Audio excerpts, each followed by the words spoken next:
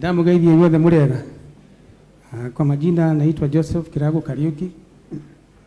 Na vile mmesikia from that eulogy, Liz was born of Naomi and Peterson Kariuki. So I'm here to represent the Kariuki family. I'll be very brief because mine is just to convey my deepest condolences to the family of Wanyoike, especially Tony, Kiki, and Stella. Because, you are the one who's going to be hit hard, but take heart, all will be well. And then also to thank the people. Thank you all people. We will never get tired of thanking you. From day one, you've supported us. From the day on Sunday when the news broke out, our phones were full of people condoling with us and giving messages of sympathy. We've been having prayer meetings every day, and you've been turning up in large numbers to console the family, and we are so grateful for that. Thank you. So Liz to me was not just a sister, she was a mother. She took me in when I was very young, me and my sister, to go and stay with her. That was almost 50 years ago, and since then we've been with her. And she was a kind woman. I don't know how to express it because it is known. I don't want to give a testimony about her because her friends and her associates will come here and do that. You know, it is not good to hear a testimony from a family member because I will stand here and start saying all the sweet things about her. But her friends know her and they can tell you the bad things and the good things about her. And I'm sure there will be no bad things that will be told about her. She was a great lady. She never forgot the church, even after she moved to Nairobi. She always communicated with her local church, that is ACK St. Joseph Kaganjo Church. She worshipped there. She assisted in very many projects, and I'm sure my vicar is here, he can attest to her. Mr. Solomon, although he's very new to our parish, he might not have known her very well. And she really supported that church to bring it up to where it is. She was kind. I'll keep repeating, she was kind and caring. And in addition to the motherly love and advice, she also gave us financial support. And Lizzie will never give you cash money. I think the most money I've ever gotten from her is 100 shillings.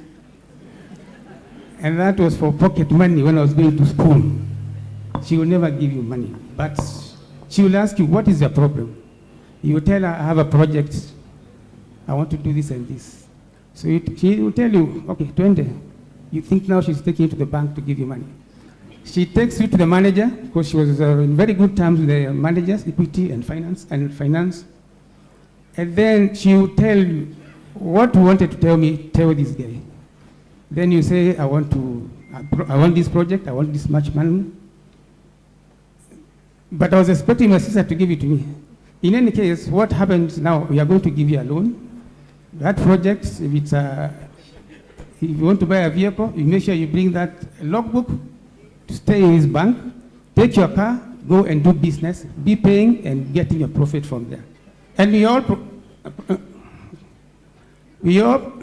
excuse me, we all benefited from that because that is how she was.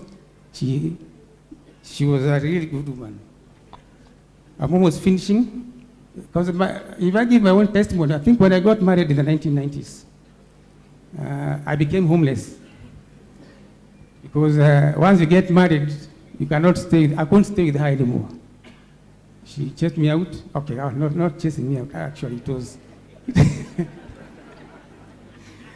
it was actually automatic. I had to move out. So I struggled looking for houses, one bedrooms, bed sitters with my wife, until one day I said, no way, I'm going to approach my sister.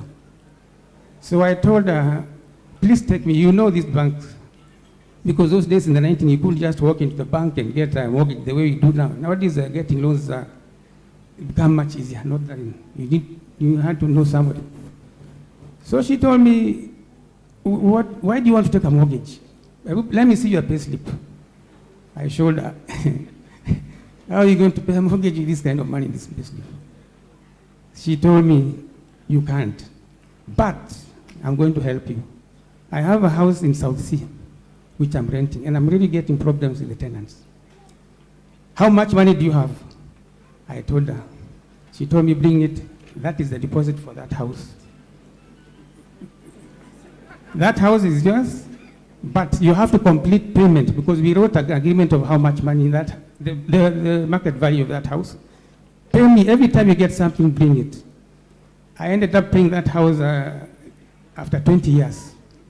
In fact, Stella can attest to that because the house was in her name. That is how good she was.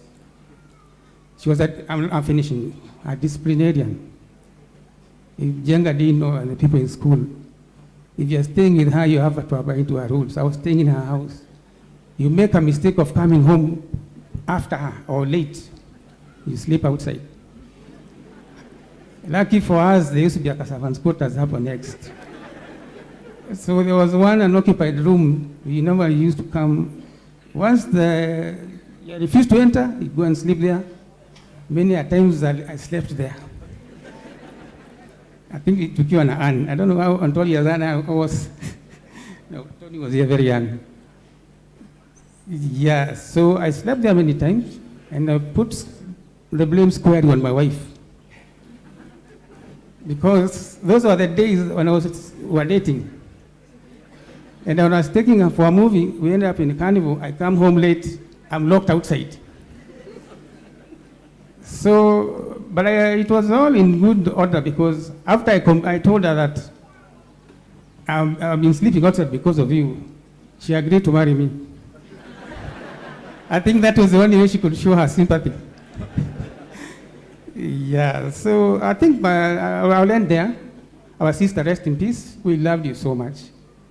We loved you so much. And I'm sure there are people who will come here and attest to that. Thank you so much.